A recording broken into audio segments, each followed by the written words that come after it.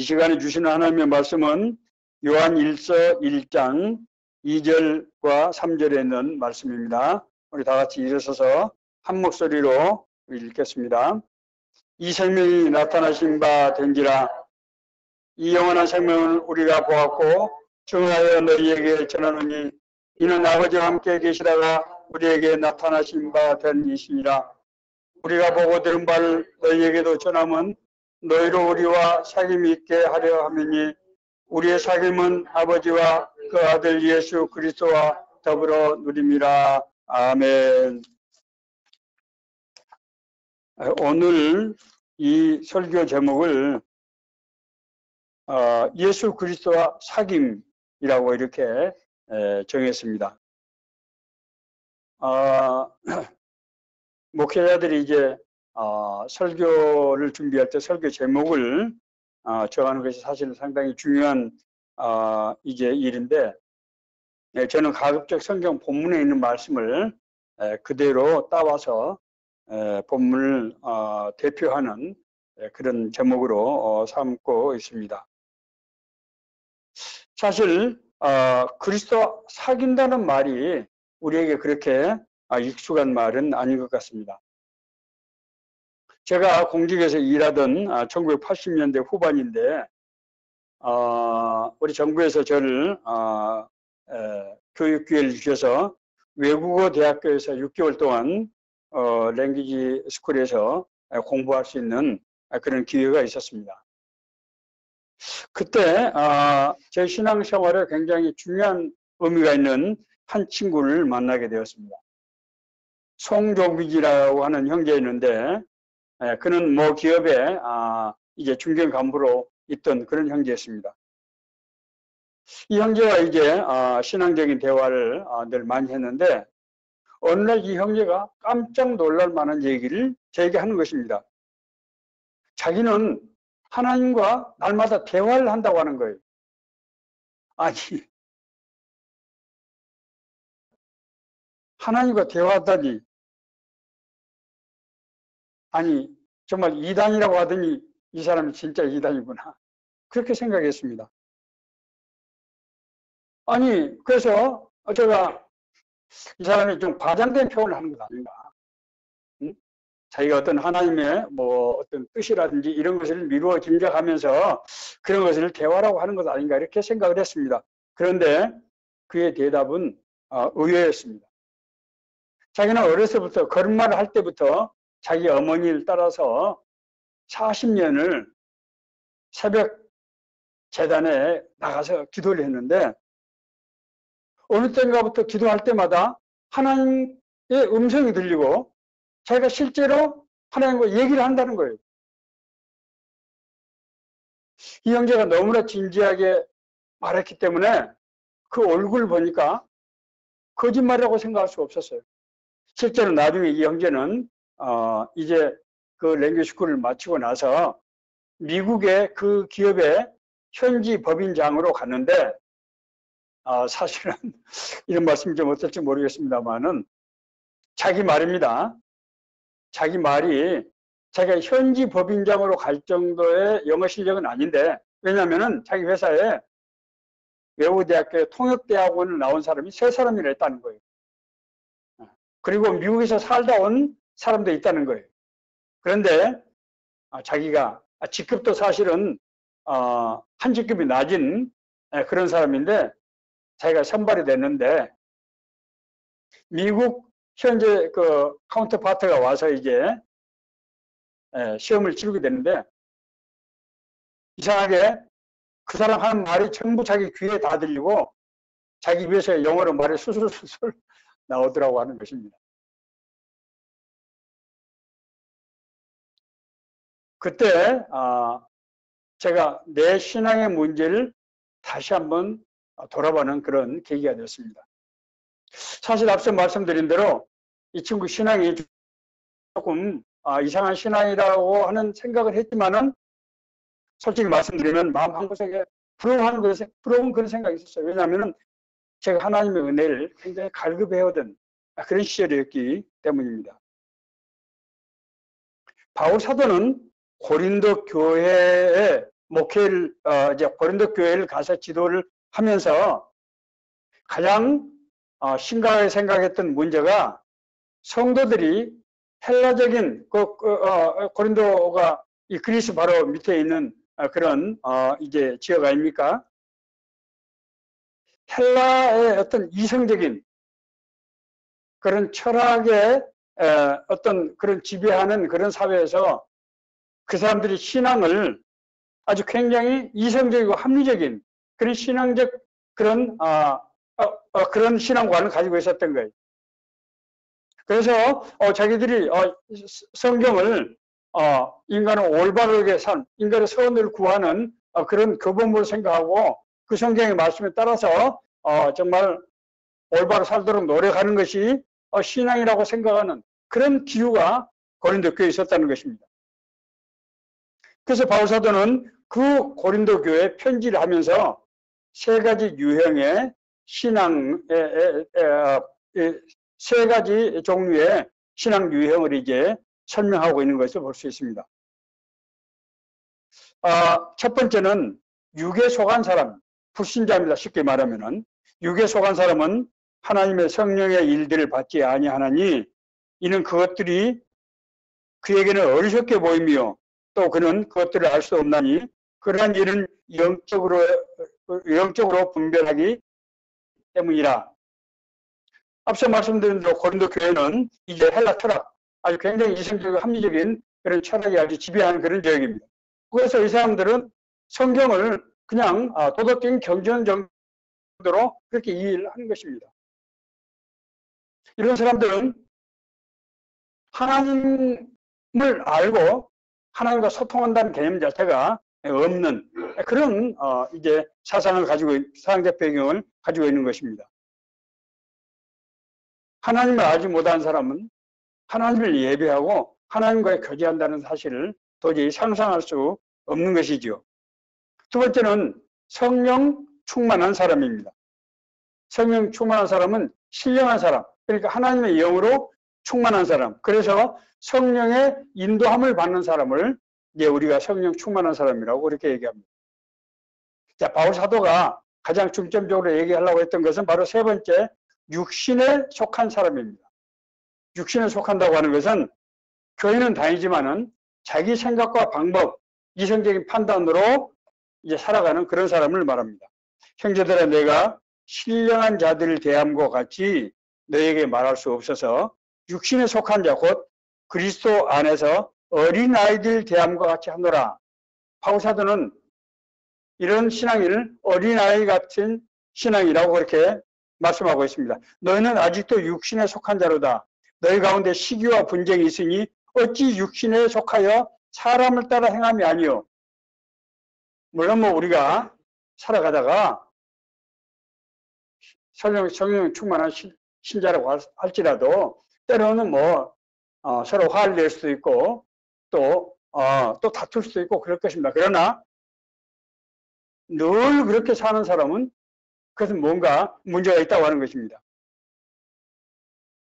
우리가 교회 다니면서 성경도 읽고 또 교회 여러 가지 헌금들 봉사도 하고 그리고 사람들에게 정말 친절하고 도덕적으로 행하는 것처럼 보이지만은 하나님과 내적인 교제가 없이 하나님의 인도하심과 보호하심을 받지 못하고 자기가 생각하는 그런 가치관에 따라서 자기가 선하게 살기 위해서 노력하는 이런 신앙을 지금 말씀하고 있는 것입니다. 이제 본문에서 사도 요한은 자기들이 겪었던 신앙적 체험을 통해서 예수 그리스도를 믿는다는 것이 무엇이냐, 다시 말씀드려서 신앙생활이라는 것이 무엇이냐는 본질적인 문제를 다루고 있습니다. 본문에서 사도 요한은 태초의 생명의 말씀에 대하여는 라고 말문을 열고 있습니다. 하나님의 생명이신 예수 그리스도를 믿는다는 것이 무엇인지를 소개하고 있는 것입니다. 먼저 사도는 예수님을 생명의 말씀 이렇게 표현하고 있습니다. 이는 그의 다른 저서인 요한복음 일장과 서로 연결시켜서 설명하고 있기 때문입니다. 여기서 생명이라고 하는 것은 단지 살아서 움직이는 생명체라는 뜻이 아니고 하나님을 형성하는 속성인 영원한 생명, 다시 말해서 하나님의 영을 말하고 있습니다. 여기서 생명은 따라서 하나님의 영을 소유하고 있는 그런 존재의 생명을 말하고 있다고 하는 것입니다. 여기서 말씀은 인간의 언어라는 뜻이 아니고 헬라어로 로고스라는 단어를 쓰는데 이 로고스는 하나님을 구성하는 형질이라는 뜻입니다. 제가 전에도 한두 번 말씀드린 적이 있습니다. 그러므로 태초에 있는 생명의 말씀이라고 하는 말은 하나님의 영인 생명이 사람의 모습을 입고 이 세상에 오시는데 그가 바로 예수 그리스도다고 하는 말입니다. 제가 이 시간에 이 부분이 주제가 아니기 때문에 길게 설명할 수가 없어서 제가 간략하게 말씀드립니다. 이것을 제가 고민하다가 이런 비유를 들었습니다. 우리가 세상에 태어나게 된 것은 부모의 형질은 정자와 난자가 합해서 우리가 사람으로 태어나게 된 것이죠. 바로 예수님께서 이 세상에 사람의 모습을 입고 오신 것은 바로 이것과 비유해서 설명할 수 있다고 하는 것입니다. 제가 굳이 신학적인 설명을 길게 말씀드리는 것은 예수님이 어떤 존재이고 따라서 예수님을 믿는다는 것이 어떤 것이라고 하는 것이 바로 이 생명의 말씀 개념 속에서 나온다고 하는 것입니다. 제자들은 자기들이 예수 그리스도를 통하여 하나님과 사귀는 삶을 살았다고 그렇게 얘기하고 있습니다. 사귄다. 제가 최근에 사귐이라는 단어의 뜻을 요즘 젊은 사람들이 쓰는 사귐이라는 단어의 뜻을 이제 알게 되었습니다. 저는 그냥 사귐이라고 하니까 그냥 사람이 교제한다, 대화한다 이런 것을 사귐이라고 생각했습니다. 그런데 요즘 젊은이들 사이에서 이 쓰이는 사귐이라는 단어는 어떤 관계성을 가진 교제, 다시 말해서 남녀가 서로 연애를 의미한다고 그렇게 들었습니다. 사귐의 헬라어는 코이노니아라는 단어를 쓰는데 이 단어는 문자적으로는 공동 소유 또는 협동이라는 의미입니다. 그러나 성경에서 이 코이노니아라는 단어를 차용해서 쓸 때는 한 형질을 가진 관계성의 토대 위에서 한 형질을 가졌으니까 관계성이 형성되는 것이죠. 그 토대 위에서 이루어지는 소통과 나눔을 의미합니다. 제자들은 그러면 어떻게 그리스도를 통해서 하나님과 사귀는 삶을 살았습니까? 오늘 본문에서 사도 요한은 우리가 예수 그리스도에게 들었다 이렇게 얘기하고 있습니다. 제자들은 예수님에게 하나님의 나라에 대해서 들었습니다. 하나님의 나라는 사실은 그 당시에는 하나님의 나라에 대한 개념이 그렇게 구체적이지 않았어요. 왜냐하면 하나님의 나라는 하나님이 하시는 일이고 지극히 높은 곳에서 이루어진 일이기 때문에 자기들이 그 하나님의 나라에 대해서 구체적으로 알려고 하지 않았던 것입니다. 예수님께서는 하나님의 나라는 어떤 곳인지, 하나님의 나라에 들어가기 위해서는 어떻게 해야 되는지를 제자들에게 가르쳤습니다. 눈에 보이지 않는 하나님의 나라를, 하나님의 나라에 대해서 한 설명은 예수님이 최초로 하신 거거든요. 가르친다는 것은 그가 하나님의 나라에 속한 사람이라고 하는 것을 의미하는 것입니다. 그렇잖아요.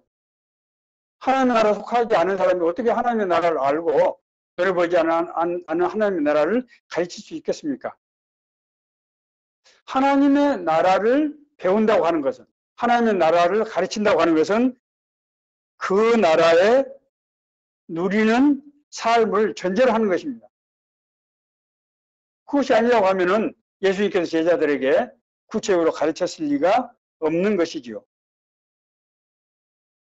뿐만 아니라 예수님께서는 제자들을 하나님 나라 가르칠 때 실제적인 본을 통해서 가르치셨습니다. 이론적으로 가르치지 않았다는 거예요. 제자들은 하나님의 나라에 대해서 설명만 들은 것이 아닙니다. 예수님과 3년 동안 함께 보내시면서 그가 말씀하신 하나님에 대한 지식뿐만 아니라 예수님께서 행하신 기사와 표적들, 병 고치고 귀신을 쫓아내고 이제 빵을 만들어내고 하는 이런 일들을 통해서 실제로 하나님의 나라가 이루어지는 것을 자기들이 목격했다는 거예요. 하나님에 대한 실제적 현상을 제자들이 체험하게 된 것입니다. 뿐만이 아니었습니다.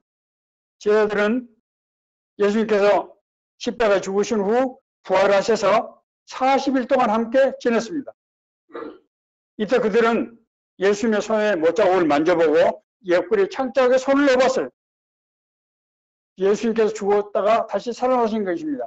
예수님께서 죽었다가 살아나신 것의 중요성은 예수님께서 지금까지 했던 모든 말씀이 진실이라고 하는 것이 입증된 것입니다. 그것이 어떻게 입증되는가 하면은 제자들이 예수님께서 말씀하신 대로 너희가 예루살렘으로 올라오라. 그리고 그러면은 하나님께서 약속하신 성령의 세례를 받게 될 것이다 라고 말씀하셨는데 이 말씀은 예수님께서 십자가에 달리시기 전에 마지막 강화 때 하신 말씀이기도 합니다. 제자들은 자신의 삶 가운데서 진짜로 성령이 임해서 하나님께서 주시는 권세와 능력이 자기들의 삶 가운데 임한 것을 이 사람들이 체험하게 된 것입니다. 오늘 사도 요한이 우리가 예수 그리스도를 통해서 하나님과 사귀었다고 하는 말은 바로 이런 사실들을 토대로 얘기하고 있는 것입니다. 다시 말씀드리면은 제자들이 증언한 예수 그리스도를 통한 하나님 나라의 교제는 단지 예수님께 배우고 소통하고 시간을 보내는 것뿐만 아니라 자기들이 하나님의 나라에 실제로 참여를 했고 하나님 나라와 권세와 능력이 자기들이 임한 것을 보고 자기들이 그것을 행사했다고 하는 것입니다. 그러면서 우리가 누렸던 이 하나님과의 사귐이 너희들에게도 그런 사귐이 있게 되어서 너희들이 하나님이 함께 하시는 그 참된 기쁨을 맛보고 그런 삶을 이 땅에서 누리도록 하기 위해서 이 편지를 쓴다라고 그렇게 얘기를 하고 있습니다.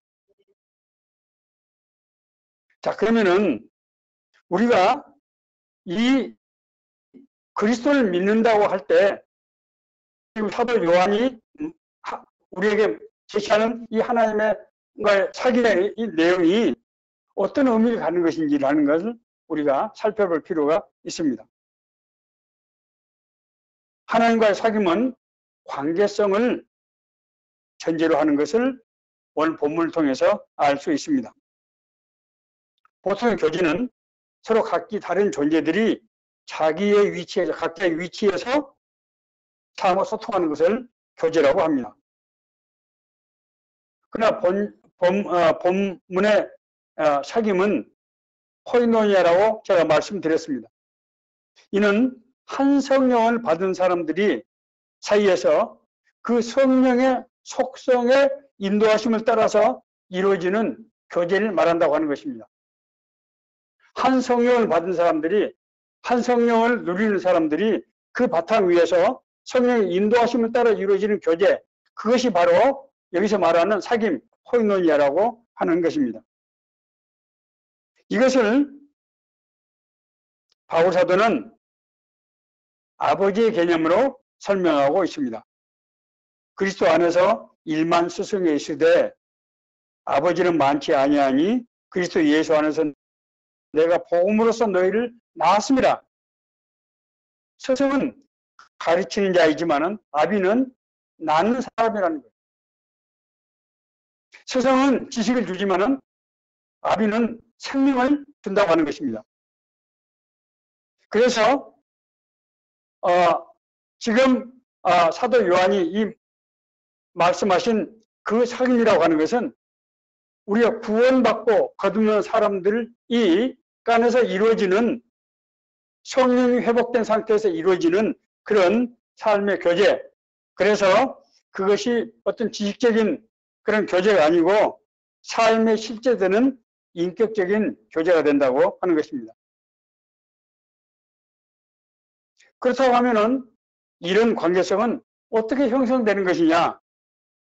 이 부분에 대해서 예수님께서는 제자들의 발을 씻어 주심으로써 이 관계성이 형성된다고 말씀하고 있습니다. 예수님께서 제자들과 마지막 만찬을 하신 후에 제자들의 발을 차례차례 씻으십니다. 이때 베드로 차례가 됐을 때 베드로는 깜짝 놀라면서 주님을 긋고 만류합니다. 주님, 어떻게 주님께서 내 발을 씻을 수가 있습니까? 절대로 내 발을 씻지 못하시리다 이렇게 얘기했습니다. 그때 예수님께서는 말씀하셨습니다. 내가 너를 씻어주지 아니하면 내가 나와 상관이 없느니라. 그래서 상관은 서로의 관계성을 말씀하고 있습니다. 관계성은 단순한 교제나 가르침으로 이루어지는 것이 아니고 생명을 부여하는 과정을 통해서 형성된다고 하는 것입니다. 그래서 같은 생명을 가지고 있을 때 이 관계성이 형성된다고 하는 것입니다. 그러므로 하나님과의 사귐은 그리스도 안에 거하는 삶, 이 상호 내주, 페르코레시스 이 과정을 통해서 이루어지게 되는 것입니다. 너희가 내 안에 거하고 내 말이 너희 안에 거하면 무엇이든지 원하는 대로 구하라. 그리하면 이루리라.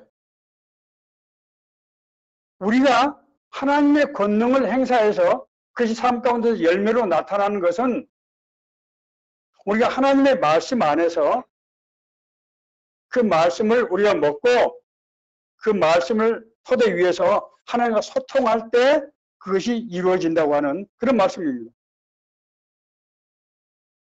내가 아버지의 계명을 지켜 그의 사랑 안에 거하는 것 같이 너희도 내 계명을 지키면 내 사랑 안에 거하리라 해서 거한다고 하는 것은 뭡니까? 하나님의 말씀을 단순한 지식이 아니고 그 말씀대로 따라 순종할 때 그것이 열매로 나타난다고 하는 것입니다. 그러므로 예수님께서는 이런 관계를 친구 관계라고 그렇게 비유적으로 말씀하고 있습니다. 한 생명을 가진 하나님과 같은 생명을 가진 존재 간에 이루어지는 상호소통, 교제는 절대로 주종관계가 될 수 없다는 거예요. 지배적이고 지배받는 그런 관계가 아니고 상호 존중과 신뢰 속에서 서로 이루어지는 그런 관계라고 하는 것입니다.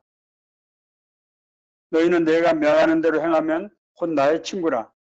이제부터 너희를 종이라 하지 아니하리니 종은 주인이 하는 것을 알지 못함이라. 너희를 친구라 하였노니 내가 내 아버지께 들은 것을 다 너희에게 알게 하였습니다. 하나님과의 모든 지식을 서로 나누고 그리고 함께 동역하는 관계라고 하는 것입니다. 그것을 예수님께서는 친구 관계에 비유하고 있습니다.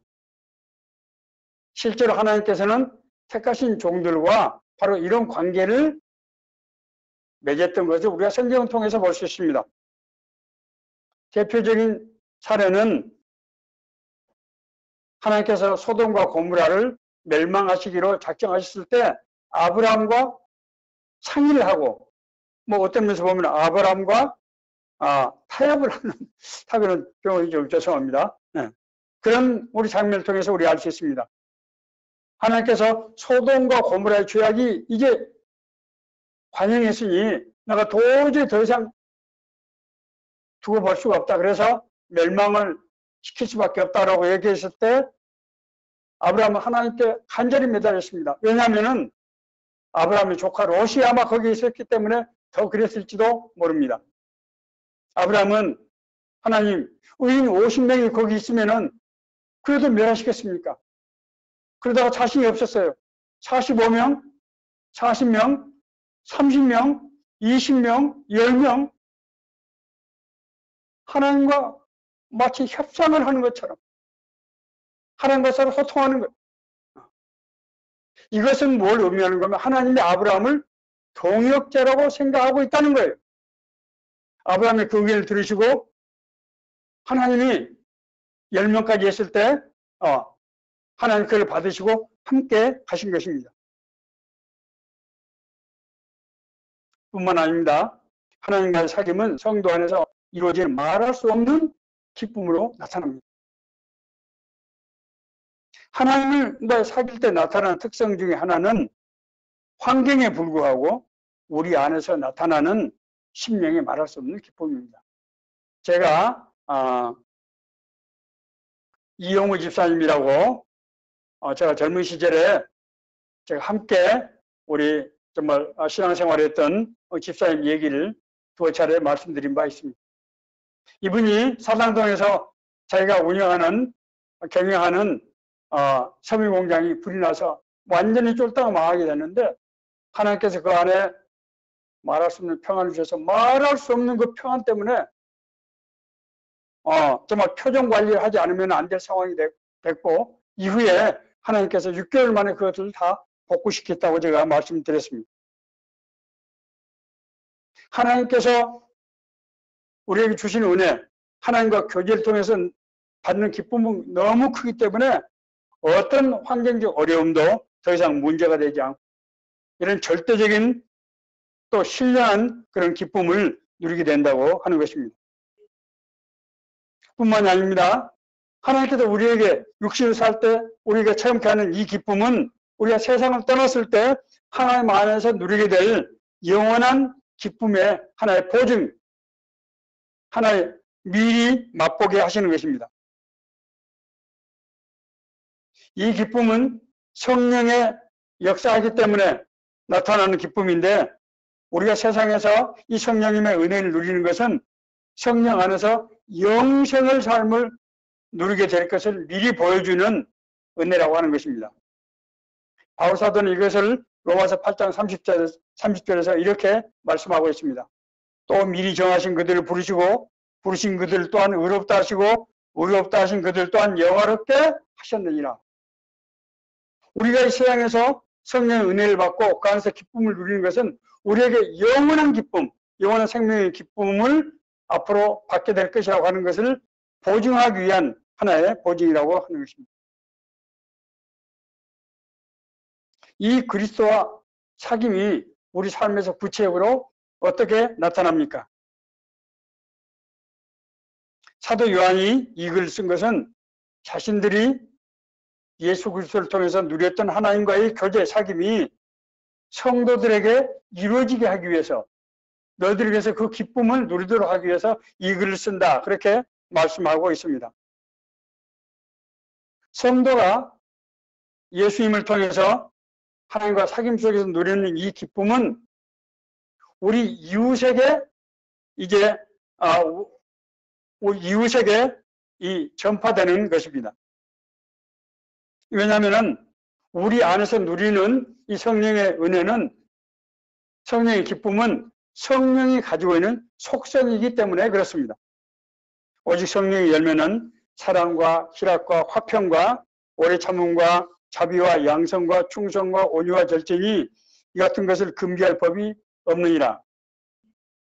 우리가 성령을 함께 동행하는 삶을 살 때 우리 안에 기쁨이 있는 것은 성령이 가지고 있는 속성이 그러기 때문이라는 거예요. 그렇기 때문에 우리 이웃들, 같은 성령을 가지고 있는 우리 이웃들에게도 이것이 동일한 이 은혜가 나타나서 함께 더불어서 이런 성령의 기쁨을 같이 누리게 되는 이런 현상이 나타난다고 하는 것입니다. 이것이 실제적으로 일어난 사건이 사도행전의 성령 공동체입니다. 사도들의 성을 통하여 민간의 표적과 기사가 많이 일어나며 믿는 사람이 다 그 마음을 같이하여 솔로몬 행각에 모이고 그 나머지는 감히 그들과 상종한 사람이 없으나 백성이 칭송하더라. 믿고 주께로 나오는 자가 더 많으니 남녀의 큰 무리더라. 성령의 역사, 기사와 표적을 보고 사람들이 같이 모였습니다. 자, 같이 모였는데 어떤 현상이 일어나는가 하면은 이 사람들이 모일 때마다 하나님을 찬양하고 성경 말씀을 공부하고 서로 기도하고 그리고 서로 가진 것을 소유를 나눠주고 유무상통하는 일이 일어났어요. 그런데 그 사람들이 우리가 선하게 살아야 되기 때문에 그렇게 한 것이 아니에요. 그 안에 있는 말할 수 없는 기쁨들, 그렇게 하지 않고는 견딜 수 없는 그런 기쁨들이 그들을 지배하고 있었던 것입니다. 교회는 이 땅에 이루어지는 하나님의 나라이며 이는 성령의 은사로 세워진 것입니다. 그렇기 때문에 교회 안에서는 당연하게 성령의 기쁨이 지배하고 역사하게 되는 것입니다. 그래서 이 사도행전적인 공동체, 신앙 공동체, 이것이 이제 오늘날 우리 교회가 된 것이죠. 그 안에는 앞서 말씀드린 성령이 가져오는 속성 때문에 모든 사람들이 함께 더불어 기쁨을 누리는 그런 기쁨의 원이 확장되고 커지게 된 것입니다. 큰 기쁨, 그래서 큰 기쁨이라고 성경은 표현하고 있어요. 물론 오늘날 우리 현실적인 교회를 볼 때 교회를 통해서 누리는 이런 기쁨이 아직 완전하지 못한 것을 볼 수 있습니다. 그것은 우리가 구원받고 거듭났지만은 아직 우리가 육신에 살고 있는 과정에서 그것이 온전히 발현되지 않기 때문에 일어나는 잠정적인 현상입니다. 그러나 이런 현상이 있다고 해서 우리의 성령의 역사하지 않은 것이 아니고 우리가 미국에 앞으로 먼 후에 받을 영생의 그런 은혜가 없어지는 것이 아닙니다. 다만 이런 현상이 우리에게 주는 교훈은 우리가 소망을 가진 그리스도인으로서 서로 헌신적인 그런 사랑과 희생의 정신이 필요하다고 하는 것을 우리가 깨닫게 하는 것에 지나지 않는다고 하는 것입니다. 말씀을 마치겠습니다. 우리 새로운 삶의 교회는 우리가 교회를 통해서 받은 하나님의 은혜, 하나님의 말씀을 통해서 우리가 예수 그리스도를 통해서 하나님과 교제할 때 우리 안에 받는 하나님의 인도하심, 하나님 주시는 권세와 능력, 하나님 주시는 말할 수 없는 평안과 기쁨, 이런 것을 우리 삶 가운데서 우리와 같이 하는 사람들, 우리 가족들, 우리의 친척들, 우리의 친구들, 우리와 같이 일터에서 같이 일하는 사람들 속에서 이루어지는 가정교회를 모형을 우리가 추구하고 우리가 그런 가정교회, 우리가 목자로서 제사장으로서 살기를 원하는 그런 비전을 가지고 있습니다. 오늘 성경이 우리에게 말씀하시는 이 신앙은 우리가 성경 말씀을 잘 연구하고 이해해서 우리가 정말 선하고 올바르게 떳떳하고 당당하게 살려는 것뿐만 아니라 우리가 하나님과의 사귐을 통해서